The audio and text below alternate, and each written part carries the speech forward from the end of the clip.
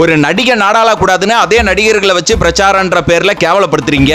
எங்களுக்கு பயம் இல்ல, நாங்க ஆலமரம் அப்படின்னு தபால் ஓட்டுல எலெக்ஷன் கமிஷனை விலை கொடுத்து வாங்குறீங்க. ஜென்சி கிட்ஸ்ல பாதி பேரோட ஓட்ட கள்ள ஓட்டு போடுறதுக்கு ட்ரை பண்ணிட்டு இருக்கீங்க. தாவேகா வேட்பாளர் வீட்டுல பெட்ரோல் குண்டை வீசி பயமுறுத்தி காட்டுறீங்க. கடைசி நேரத்துல தேர்தல் வாக்குறுதியை எக்ஸ்டெண்ட் பண்றீங்க. 8000 ரூபாய் கூப்பன், 1500 ரூபாய் ஓட்டுக்கு கமிஷன் மக்கள் கிட்ட ஓட்ட பிச்சை எடுக்கிறீங்க.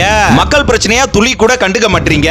ஆனா விஜய் சம்பந்தப்பட்ட ஒரு பிரச்சனை அப்படின்னா முன்னாடி முதலா நிக்கிறீங்க. இந்த கஞ்சாவை ஒழிக்கிறேன்னு சொன்னீங்க, கடைசி வரையும் ஒழிக்கல.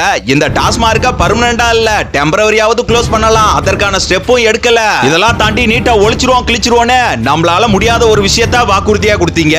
மணல் கொள்ளையில டாப்ல இருக்கீங்க, ஊழல் பண்றதுல உச்சத்துல இருக்கீங்க, வேஷம் போடுறதுல டாக்டர் திவாகருக்கே டஃப் கொடுக்குறீங்க. பாலியல் வன்கொடுமைக்கு பதில் இல்ல, பெண்கள் பாதுகாப்புக்கு பதில் இல்ல, சட்ட ஒழுங்கு சரியில்லை, சமூக நீதி அவலநிலை, ஜனநாயகம்னு ஒண்ணு நம்ம நாட்டுல இல்லவே இல்ல.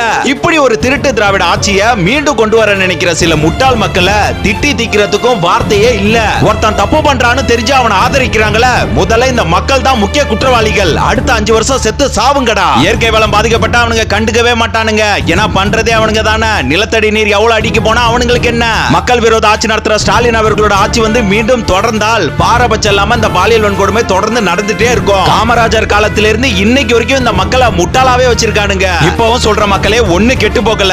இந்த 2 நாள்ல நல்லா யோசிங்க. மாற்றம் உங்களுக்கானது மட்டும் இல்லைங்க, ஒரு தலைமுறைக்கானது. தாயகத்தை காக்க தமிழகத்தை மீட்க வந்த தாவேகா என்ற தூய சக்தியை மனம் தளராமல் ஆதரியுங்கள். தயவு செஞ்சு இந்த கரூர் மேட்டர் ஃபேமிலி மேட்டர்னு தளபதியை இந்த விஷயத்துல அவாய்ட் பண்ணாதீங்க. திரும்பவும் சொல்றேன், விஜயகாந்த் அவர்களை தவற விட்டு ஃபீல் பண்ண மாதிரி விஜய் அவர்களை தவற விட்டு ஃபீல் பண்ணாதீங்க. காற்று உள்ள போதே தூற்றிக் கொள்ளுங்கள் மக்களே. சிந்தித்து வாக்களியுங்கள் விசில் சின்னத்திற்கு, நல்ல விடியலைக்கான வாக்களியுங்கள் விசில் சின்னத்திற்கு.